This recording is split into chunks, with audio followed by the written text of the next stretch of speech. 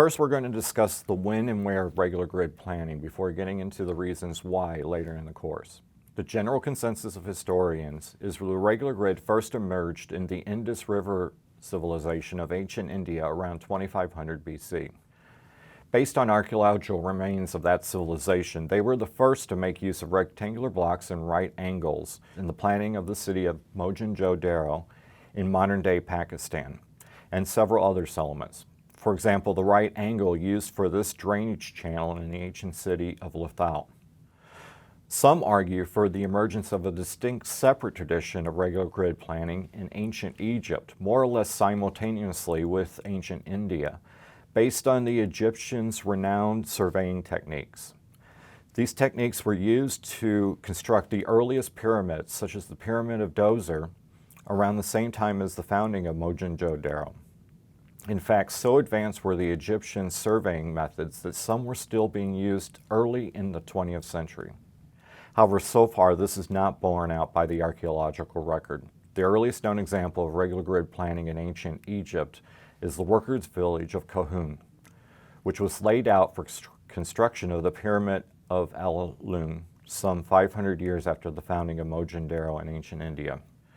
On the surface, the simultaneous emergence of a distinct separate tradition of regular grid planning in ancient India and ancient Egypt is possible, perhaps even likely. However, given the locations of these civilizations on ancient trade routes, it is also conceivable that the principles of regular grid planning found their way from India to Egypt. There is little debate about regular grid planning spreading from ancient Egypt and the Near East to the Mediterranean Basin, where it was a prominent feature of the ancient Greco-Roman world. A Greek, Hippodamus of Miletus, is often credited with the invention of the regular grid town plan around 450 BC, hence the phrase Hippodamian grid.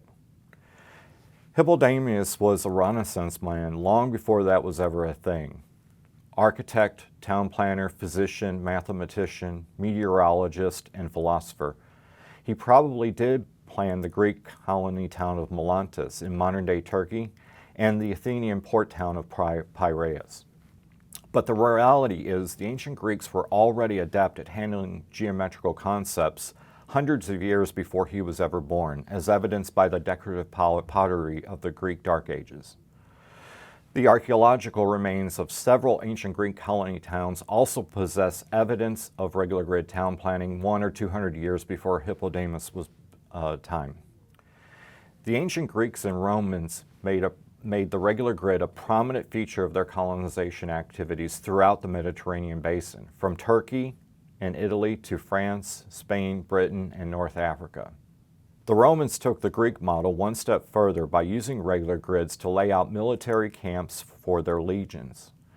These military camps often evolved into colonial towns such as Timgad in modern Algeria. So, in summary, the regular grid first emerged as a planning tool with the Indus River civilization of ancient India around 2500 BC.